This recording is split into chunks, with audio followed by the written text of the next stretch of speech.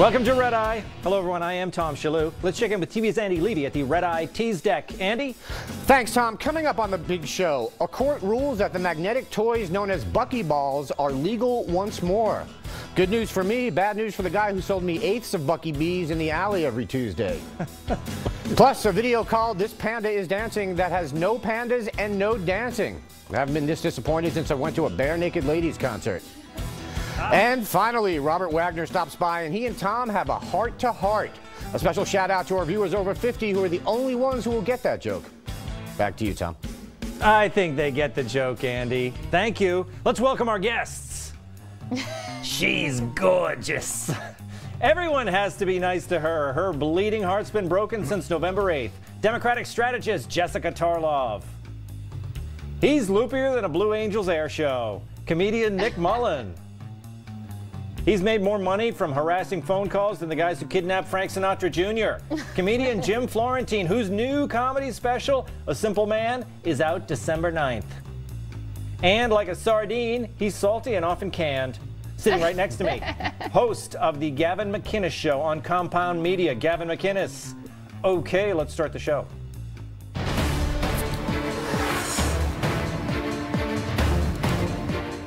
I have some great news for fans of Buckyballs. The popular desktop toys are legal again after winning a court case against federal regulators. In 2012, the Obama administration's Consumer Product Safety Commission, or CPSC, waged war on the company after toddlers started swallowing the magnets and going to the emergency room, ER, despite clear warnings about risk to children and pets. The company, which was making millions, fought back, running ads in various publications, including an open letter to President Obama in the Washington Post. CEO Craig Zucker felt the CPSC wanted to ban anything that poses risk, telling Esquire the CPSC's argument is that warnings don't work. If that's the case, then we need to think of all the current products on the market that are intended for adults that come with warning labels: laundry detergent pods, adult-size ATVs, balloons. But federal regulations prevailed and Buckyballs were banned. Now, 4 years later, after a victory in court, they're back, but with a new name, Balls by Bucky. So, Gavin, what do you think of these things? These are a great item. I was following this case. What do you? Well, it just sounds like America finally has the courage to give us our novelty toy back. I see. It's true. Jessica, yeah, it kind of writes itself. It does. Yeah. It does. Jessica, the Buckyballs, do you think they are dangerous to children, but shouldn't adults be able to keep Buckyballs on their desk? I guess so. I had no idea what these were. You never heard of Buckyballs? No. I think everyone else on our panel has no. Nick hasn't either. No Buckyballs. I've been doing stand-up for over 2 decades. I don't have a desk, so I don't play with anything on my desk. That's right. I write jokes in my car in a bar when I'm drunk. You know what? Some people like these for the dashboard of their vehicle. Buckyballs. No. What's I have the lozenges, point? and when I drive drunk, I can cover it up. Okay, so what kind of a lozenges cover it up? The red ones, the cherries. Yeah, my friend's a lawyer, says use these, pop right away as soon as you get As you go to law school, you come out, you're like, use the red ones. Cherry, they can't smell. Don't tell anyone I told you that. It's a secret. But Gavin, yes. I guess in most cases you're against regulation, but you also have children. So where would you stand on the Buckyballs controversy?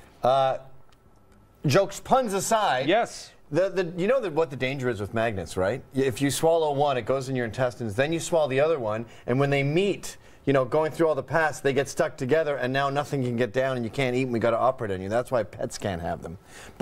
And kids, same thing. Yes, it's true. The kids were having serious gastrointestinal problems. They might, right? But it's a very infinitesimally small chance you're going to end up there. So no, the government doesn't regulate that. We'll handle our magnet buying, thank you, and thank you for liberating us and allowing us to have something else. So much of the government planning and all this liberal ethos is based on these really, really tiny chances, these hypotheticals, and we all live in perpetual fear. But if we can save people from the tiny chance that your kid gets 3 Buckyballs stuck in their intestinal system and can't go to the bathroom or get them out. Okay, well, what do you say to this, Jessica? So if we could just save one life, What if it's a baby McInnes? Yes, let's bring my children into it, make me irrational. So now I agree. You know what your argument That's what liberals do, and we win. They make you maniacal because they say, what if your daughter was murdered? And all of a sudden you're going, oh, okay, I know. make the magnets go away.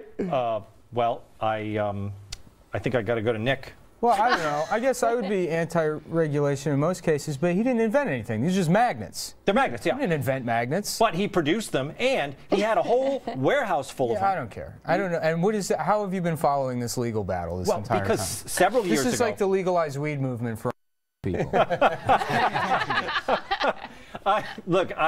These were hot sellers. Yeah. And people loved. They would while away the hours. Were hot sellers for how long? Like a week, like Pokemon for like a week. He's got 9 of them in his small intestine. Tom, I gotta be honest. I've never heard of them either. You never did? No.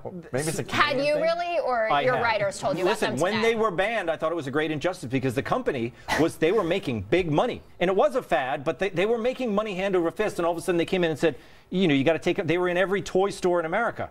So I think, you know, why can't he sell them? Because it's a danger to everything's a danger. Well, he to can kids. now. What do you think of the everything is a danger. He made a great argument, Jim, that you know you'd have to ban everything, including those detergent pots, which kids are eating like candy now. Yeah, I mean, look, a kid could put anything in his mouth, but if he's putting 3 magnets in a row in his mouth, there's something wrong with him. Yeah. You know, after one, you got to go. No, that probably true, wasn't a good idea. Especially with a baby. And then you swallow it down with 2 more, then you know what? You're on your own. I just think they should have to wait until they're 18 before they're allowed to swallow a bunch of magnets and kill themselves. Exactly. Okay, let it. Forget the regulations. Moving on. Some of the Democratic Party's biggest donors feel like they just set their money on fire, and I don't think they really did. I think they were talking about Hillary Clinton's election, and I don't think they really did. I think they were talking about Hillary Clinton's election loss. One top fundraiser for Hillary told the Hill website that he and others are shell-shocked and don't feel inclined to help the Dems going forward. And another big Clinton donor from Florida says from now on he's giving his money to charities instead. Many donors are also still reeling from their names being released by the WikiLeaks DNC email hack, says one DNC official. They're tired. They're upset about the election. And there was significant trauma surrounding the Russians. They're upset and they're tired. We spoke with top Democratic donor Lily von Stupp. I'm tired of playing the game. Ain't it a crying shame? Jessica, you know Lily von Stupp, right? Totally. She's going to be the new DNC chair. Do you think, were you, by the way. Did I max out to Hillary? Was your name on any of these hacked emails? Yes, but not in a bad way. It was just a few of them where there were transcripts of Fox segments, like what people were saying. Okay. And so, I mean, obviously I was glowing about my gal. Yes. But it was interesting because the reason that I thought that they were tracking this stuff is to kind of take the temperature of Hillary supporters about certain things, because I wasn't a surrogate. So there were times where I said, you know, this is just crap, right? This shouldn't be going on. You didn't have to toe the line. There was no line towing. So I think that's why they were following some of these segments, but I think it was just 3 or 4 times. I mean, it was not a major feature. I didn't spirit cook or anything. So. Yes, I see. Gavin, obviously they're hurting. The donors, they feel like their money was wasted. Was it wasted? Isn't that proof, though, that you can buy votes, you can buy influence, and the White House was up for sale? If you're mad that you didn't get your way and it wasn't, they're admitting it wasn't gambling, and they're admitting that they paid money for something they didn't get, and they're mad. If you're mad, that's not gambling, that's buying.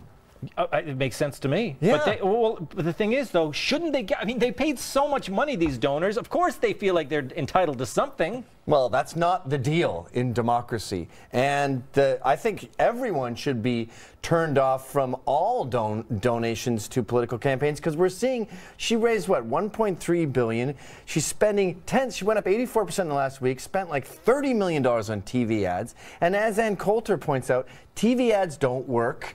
All these political experts don't work. All that money, the whole infrastructure is done now. Done. That's what I think.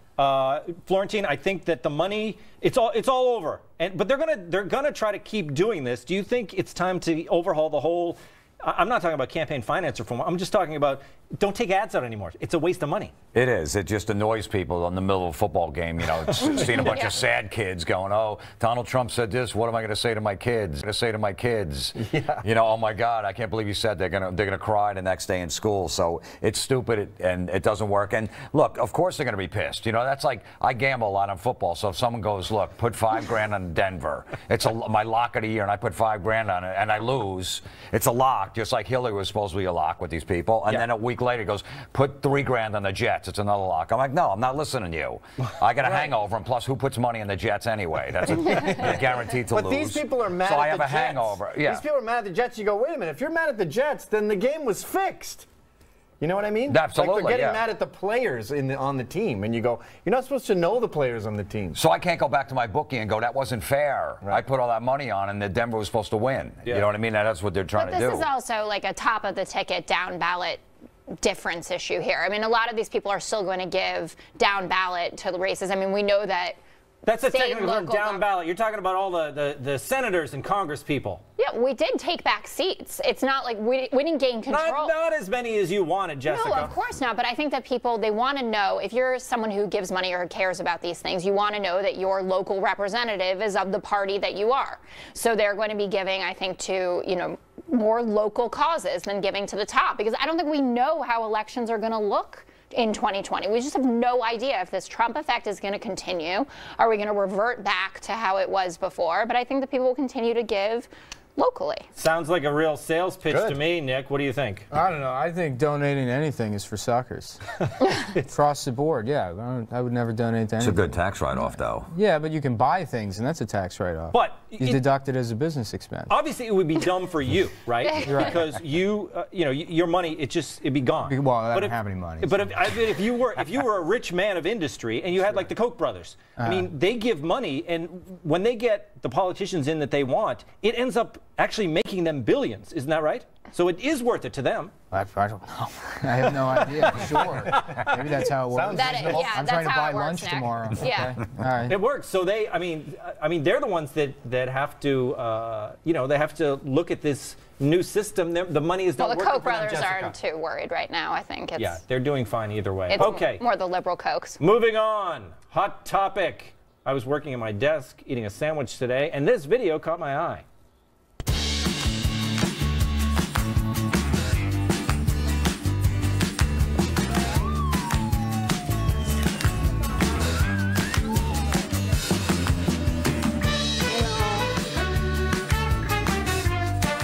J'aime bien manger à table avec toute ma famille.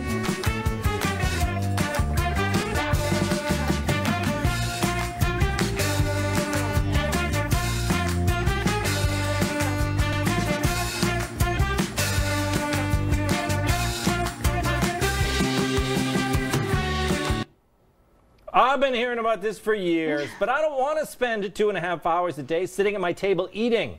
My total mealtime per day is probably a half an hour, and that's also while doing other things. Maybe that's how I became a productivity machine. And that's great, because I live in the modern world. People used to spend all day farming, hunting, and preparing their food, and then with what little time was left in the day, eating and going to sleep. But then a little thing called civilization happened, and we didn't have to do that anymore. So enough with your joie de vivre, Frenchies. I'll have a slice and get back to work. Gavin, do you agree with my assessment here? No, I think one of the worst parts about your job is that you don't get to have food with your kids. You don't have to have dinner with your kids. That's a travesty. You think that it is important to have dinner with your family? Yes, and I'm not faulting you for that, by the way. You got a great job, but that's one of the bummers about it, is you can't get to do one of the most important things that a dad can do, and we talked about this in the other show, is have dinner with your kids. Sit there with the family. It stops kids from being drug addicts. Well, I would like to be able to be home at dinner time, but I don't necessarily think there's anything magical about the eating experience. It's the conversation. Look, it's conversation. Bonding. It grounds the teens. It's not like they're going to go do anything intelligent afterwards. We go and watch TV after. We go and look at our screens. I think if there's one thing we should envy about the French, it's that they seem to have this having 2.5 hours with their whole family thing figured out. And I don't get it, by the way. Why are they so rich? They're all wimps. They're not particularly smart. They only work 4 days a week. The word bureaucracy comes from bureau.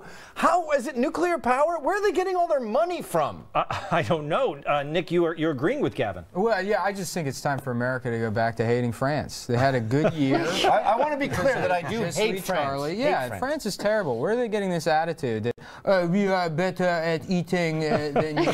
That's what you got? Is you're better at snacking? Great job. Which they do, by the way. I think the iconic French character is a guy who can't bike anywhere without a giant piece of bread in the front of his bike. They do love their French bread, don't they? Pause, France. Yes. Take a big pause. Take a big pause. I think that, Jessica, look, I do. I like to spend 2 hours eating a meal once every 2 weeks. I don't want to do it every day. Like, I think it's across the whole day that it takes that much time. It's not a 2.5-hour dinner every day. But it's a 90-minute dinner then, or a 90-minute lunch. They're doing something. One of the meals is going on for too long. Yeah, they're talking to their family and they're eating food that they prepared. Cooking is very therapeutic and nice. I wish that I could cook. Everyone in France, they also wear a diaper during their meals, and they just soil themselves. I didn't know that. Yeah, it's true. It's 100% true. They didn't put that in the stats. Yeah. If they're not sitting at a toilet seat dining room table. Yeah. Which most dining room tables. Yeah. Which most Which is what you have at your home. Every room in a French house has a toilet in it. It does. Yeah. One per room? That's important. Every single room, yeah. Jim, you're a comic. You're on the road. Yes, and I eat by myself a lot, and I have no problem with it. I'll peek out at maybe an hour if I'm out to dinner. I want to get out of there. With other people? Yeah, with other people. Give me an hour. I'm like, all right, let's go. Let's get out of here. Yeah, or special occasions. Liz, after a Friday night show, you might go out for a late night meal. I love doing that. But it's the idea that we should be spending hours per day eating. I think that's what makes America great is the short. I agree with that. It's how much we eat if in it's our not cars. a family meal, then just cram it in your mouth and move along. Yeah, I think that's fair if you're on. eating and going. But I would like to say also, when I sent in my talking points, yes. I wrote that I bet Gavin agrees with how stupid it is that the French spend this much time and this is like globalism at its worst. Yes. And that he'd be for the American way. So I would like to apologize to you that You don't have to apologize to me for your thoughts. Why did you tell me? That tree fell in the woods. It didn't make a sound. No, I think. Now I know. Well, it's not now that. I'm mad. And now I'm mad that you had that thought. But I like you so much better now that I know that you want to sit around and have a long I didn't know dinner you with were your having kids. bad thoughts all day. No, it's not. I thought you were having like isolationist thoughts, which you do have. Oh, I sure do. Yeah. Right. No, I want to take that from France and then build a wall. That's how we unite America is with Francophobia. I think that's how we bring everybody together. Is what, hating France? Yeah. Listen, I have nothing against the French. Oh, come on, they wear scarves all year. I like them, but I just don't want to have 3-hour dinners. Okay, coming up. Can a poet get you to put down your phone? No? Well, what if I told you he writes socially minded poems and then turns them into videos? Still no.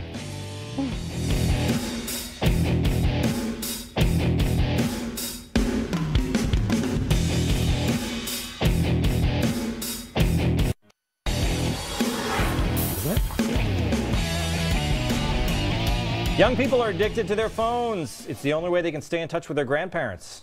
But is looking down at a screen time well spent? An intriguing new video tackles our obsession with Snapchatting, tweeting, and swiping right. It was made by tech entrepreneur Max Stossel, who's known for writing socially minded poems, my favorite kind, and turning them into short videos. The video is called This Panda is Dancing, a very misleading title, sadly. Architects of our digital world, stop, be better, because we can be. And we can see that these systems have been designed with intricacy so that companies can keep our attention indefinitely. I don't want to keep crushing these freaking candies. I don't want these alerts to completely command me. I don't care if that panda bear is dancing. Well, maybe.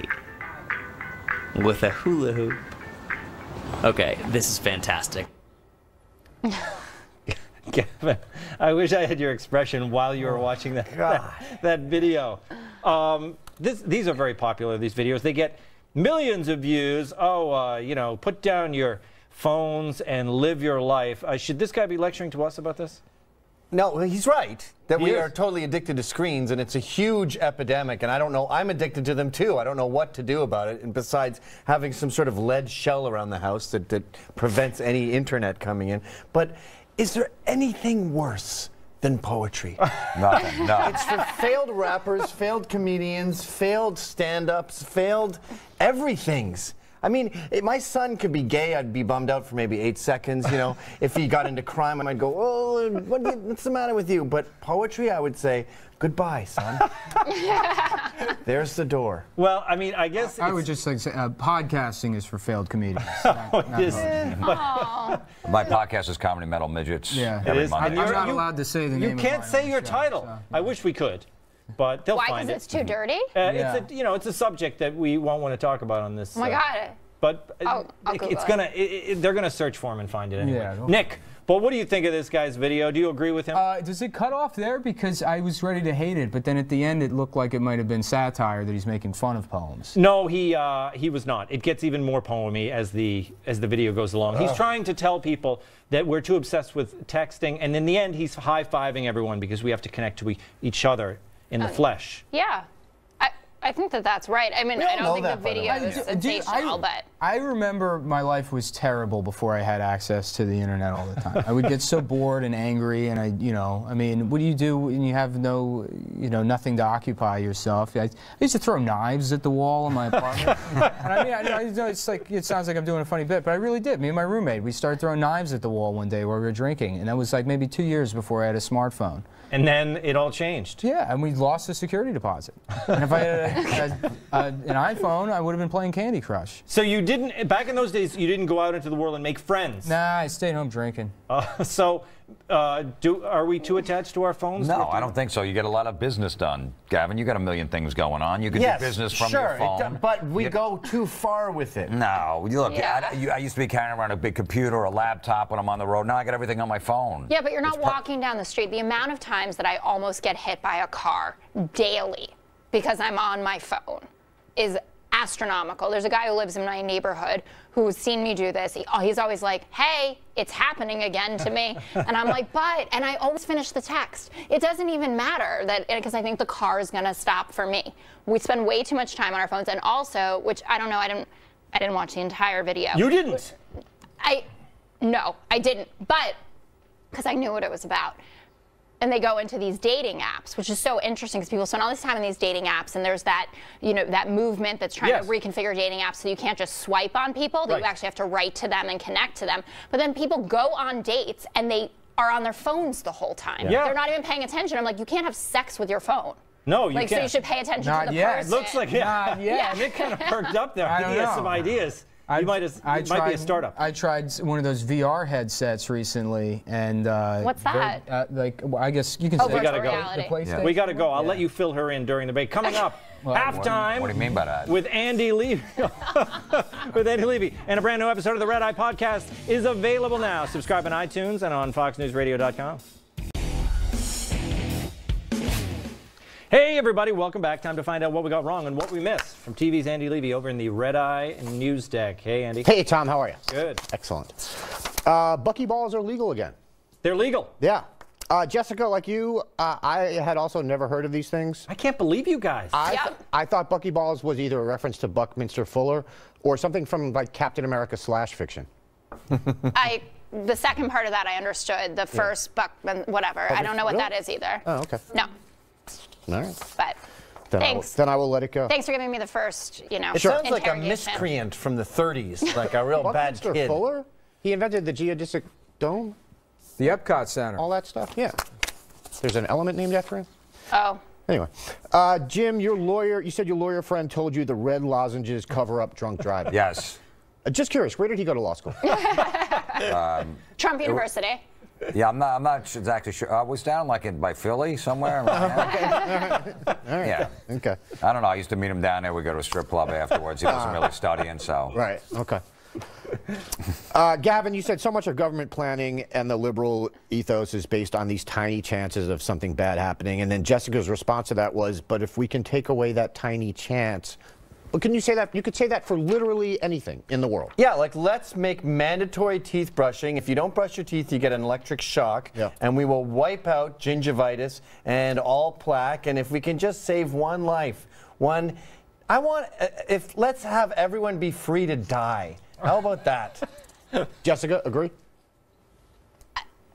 Yes, I mean, generally, I think that's important, but I still think that we should protect our kids. We're living in a nation now where people wear bicycle helmets. Grown men. Obama wore a bicycle helmet. Not to use your children again, and you live in the suburbs. Oh, don't use my children again. That's it. You're cut off. No more children analogies, okay? Fine. There's 420 million Americans. You have to keep finding my children and gramming them into every analogy. Nick, you seem skeptical that Tom has been following this legal battle for years. Yeah. You have no idea how weird he is. I learned something. Yeah. Jim, you said if a kid swallows 3 magnets in a row, he's got a problem. Maybe they taste good, though. Do you know? Yeah, maybe. I don't know. But, I mean, if you're going to do... Usually, it's like when you're doing a shot in the bar and you don't like it. You don't just go, yeah, give me 2 more and just throw down 3 in a row. I don't know. I've done that. Really? Yeah. So if I hand you a shot that says, oh, this tastes like vanilla cake, you're going to drink it? Oh, yeah, that sounds good. What if it's got magnets in it? Oh, absolutely. If it's a magnet That's cake how shot? it happens. Yeah, Because you're getting drunk off magnets. Exactly. Democratic donors are tired and upset. Jessica, you said Lily Von Stupp is going to be the next, the new DNC chair. I just hope over Keith Ellison. Well, she can't be any worse than what you've got now. Thank you for mentioning that. I don't mean Keith Ellison. I mean Donna Brazile, sort of. Debbie Wasserman Schultz. And yeah. No, listen, we have some work to do. Yeah. That's what I think we're supposed to say. Dems have got some work to do. Yep. Okay. Gavin, you said, isn't this proof that you can buy influence and that the White House is for sale? I mean, I do agree that you can buy influence and the White House is for sale. I don't know that I agree with it in this case.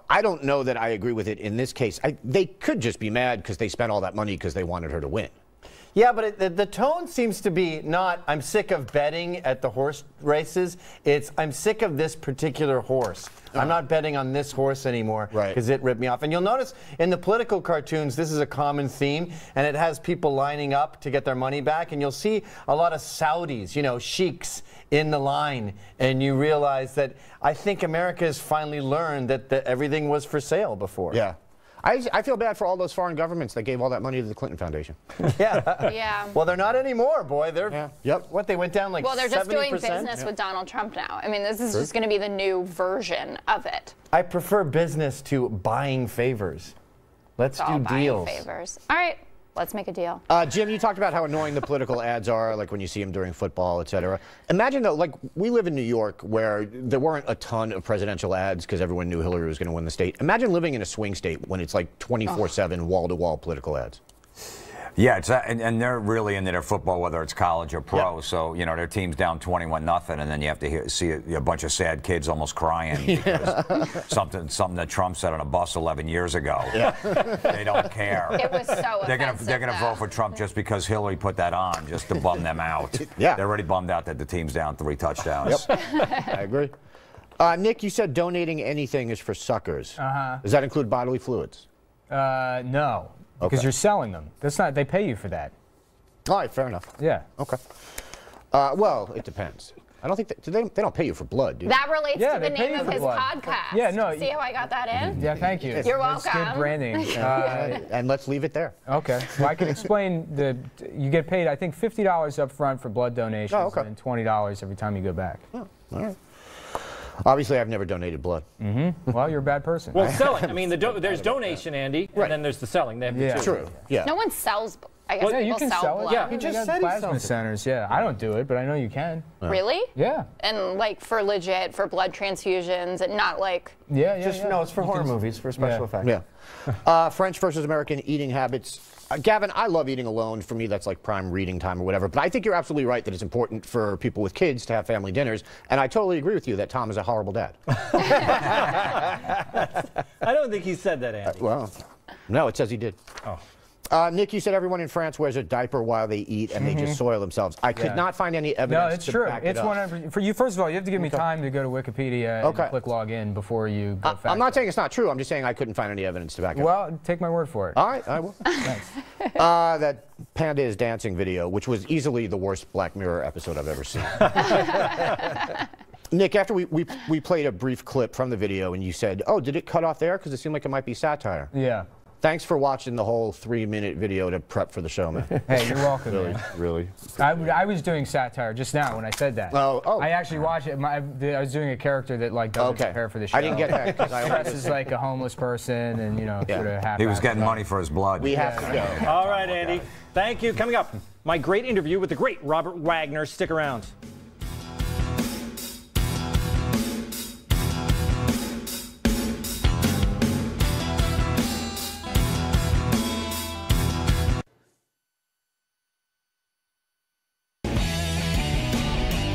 When you've been one of Hollywood's leading men for over 60 years, you get to know a few people. Now in his new book, I Loved Her in the Movies, Memories of Hollywood's Legendary Actresses, Robert Wagner, a legend himself, shares his experiences with some of the great screen personalities of all time. Robert Wagner joins me now. Robert.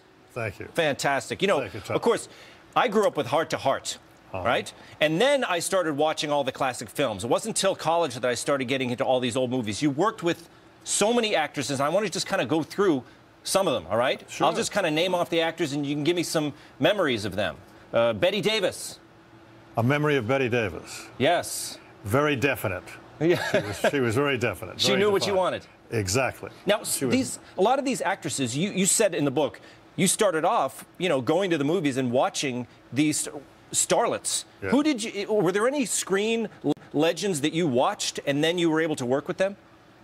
Well, Betty was one of them. Betty was one. So you watched her in the movies and then you worked with her. You know, one of the big things is to try to forget who she is. Yeah. You know, because I was sitting in the theater, and then when I met her, my jaw dropped. You know, I was just like every fan in the world. How long was it before you kind of settled in? I mean, how did you get in? You were a contract player, right? Did somebody discover you at a soda shop or something? No, I was working, you know, taking lessons, and an agent recommended me to 20th Century Fox. There was a wonderful coach there called Helena Sorrell, and I started working with her. I didn't know anything about acting at all. I was so green you can't believe it. You know, I was working as an extra for a while. Yeah. But the idea for all of us at that time, all of the young actors, was to get under contract to a studio to be one of the contract players. MGM had a contract list of many young actors, as did Columbia and Warner Brothers. Yep. And, you know, MGM had a big contract list, and if you were under contract to a studio, that was a good start. And that was a great start for me because I didn't know anything. You know, they took me in and. But you were so good looking, like you were just such a handsome leading man. What else could you do besides be a movie star? When you were an extra, did people look at like, get that guy out of here, he's distracting me? I don't know. I wish they had. I was trying to get up in front all the time. And you know, when you get established as an extra, you're out. You know, you want to stay in the background, then you get called back all the time. Yeah.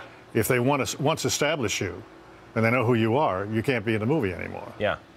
You understand? I do. It's fantastic. Look, Joan Crawford. Let's bring that picture up there. Now, look at that. I mean, look at that face. Yeah. How was she to work with? You know, we hear a lot about Joan Crawford. I never worked with Joan Crawford. Oh, you never did? I never worked with her. I knew her. Yes. And had met her. And when I met her, my jaw did drop because, you know, she was one of the biggest stars of all times. I never worked with her. I worked with Betty. And Katharine Hepburn? Katharine Hepburn I never worked with, but I met her through Spencer Tracy. That's right. Spencer Tracy kind of took you under his wing, didn't he? You played his son? Yes, I did. I played his son in Broken Lance, and then I played his brother in The Mountain. Yeah. You went from son to brother. Yeah, he was really wonderful to me. You know, he changed my whole career around. Truly. He did. Yeah. So he was a mentor. He brought you into the big time. Absolutely. And he not only brought me into the big time, Tom, but he gave me billing above the title with him. So it took me out of all of the young guys that were working then, and all of these guys were great looking, and we were all playing soldiers and doing all that stuff. But he lifted me out of that pool and made me a special person. He kind of made you a star. He did. Let's go some of them through these. Barbara Stanwyck. Barbara Stanwyck. That anklet. I always think of that anklet. Yes. In Double Indemnity. Oh, yeah. Wasn't she wonderful in that picture? Unbelievable. Did you work with Barbara Stanwyck? I did. I worked with her in a picture called Titanic. And she was just absolutely... You were the original. You were the original Leo. Yeah. Top of the world. Elizabeth Taylor. I have a picture of you with Elizabeth Taylor. I think this is a more modern... When was that? In the 70s, or? Yeah, that's in the 70s. I produced a picture with her, And we did it together, and she was so wonderful. I knew her when I was a kid. I met her when I was about 14 years old. And then she was so fabulous. She was a wonderful lady. Were you a child? Did you act when you were 14 or no? No. I just wanted to be in the movies. Just wanted to be in the movies. But I didn't start when I was a kid. I think I was kind of lucky I didn't, because it gave me a life of a young man and not being, sort of separated out. Well, it's hard to get over that hump. A lot of child stars, they weren't able to make the transition, right? That's true. My late wife, Natalie Wood, was able to do that, and it's a remarkable story. And she went from a child actress at 5 years old to an ingenue, to a young leading lady, and then to a leading woman. And she made some really great movies. Yes. And when did you meet Natalie? I met Natalie when she was about 18, 17. Was it on a picture? No, I met her at a cocktail party, and I just thought she was great, and we started going together, and then we got married. We got married shortly after that when she was 18 years old. And what happened when you started dating her? Did they try to put you together as, the studios used to try to market these romances, right? No, not that one. They didn't with me, with Natalie, but they tried to market me with a few other ones, and with her too. That was the... we'd go out on dates. I would go out with Rita Moreno, for instance. Yes. Who was such a wonderful lady. And, they'd take pictures of us in a restaurant, and it would be a, romance and all that. Then we'd go home, and go to the studio the next day and go to work. And then, we're running out of time here. I wanted to get up to Heart to Heart when, that's my first introduction to you. But here's a picture of you with Stephanie Powers. Stephanie, yeah. There is so much in the book. It's fantastic. I hope everyone reads it. I loved her in the movies. Robert Wagner. Look at my bookmarks here. I only got to like half of them. Thank you, Robert Wagner. Thanks so much, Tom. Thank you. All right. We'll be right back with more Red Eye.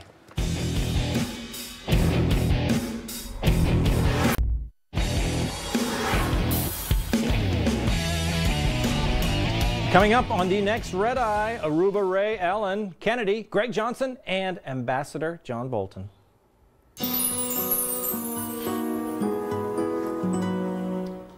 Is Dad dead? A writer for the Daily Beast reports that hipster dads don't want to be called dads. Instead, they want to be called Papa. For many, the trend, similar to hipster moms wanting to be called Mama, is about being hip and cool and the complete opposite of their lame old man. One Brooklyn Papa says, I just think Dad and Mom are very saved by the bellish. For the record, Papa is in no way saved by the bellish. It's Berenstain Bearish. A self-described feminist Papa Bear says, Dad is very bland and drab. There's no excitement to it. Totally, man. And a fatherhood expert who goes by Mr. Dad adds, Papa is a little hipper, a little more familiar and friendlier than Dad. I have to admit, he has a point. Yeah, Papa John, right? Yeah. Gavin, first of all, do you think this is a real trend? Yes, I do. Yeah. I think let's not conflate this with super annoying trends like old ladies don't want to be called grandmother because it makes them feel old, so they make up names like Zuby. Oh, yeah. And then my buddy makes his kids call her Grand Zuby just to torture her. Grand Zuby? Yeah. Sounds kind of racist, doesn't it? He was the Grand Zuby of the clan for many years.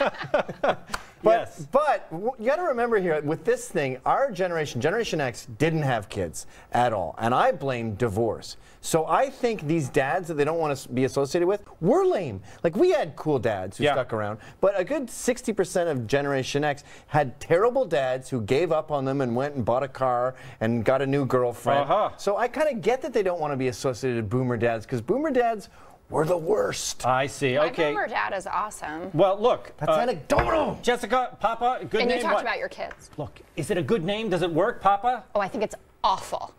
I really don't like it. I don't like Mama or Papa. It makes me think of grandparents more than your parents who become, obviously they parent you, but then they also become your like cool best friends who also gave you life. Yeah. So I'm a mommy and daddy person. Mommy and daddy. Still in my phone, mommy and daddy calling. That's Jim, for life. What'd you call your dad?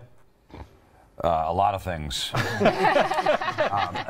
I call him Dad, and my son calls me Dad and Daddy and stuff like that. And you know, look, it's a hipster thing that they're trying to. The thing is, once if it goes to the suburbs, if it gets out there where everyone starts saying Papa, then they're going to change it because then it's out in the suburbs. So then they're going to be like, oh, no, call me Dude. Right. So whatever it's good. They're trying to bring back cassettes, hipsters. Who the hell's going to listen to a Who cassette? the hell's going to listen? Okay, we got to go, Nick. Sorry, we're leaving. Bye, everybody. All right. Just, you know, I had such a just wave.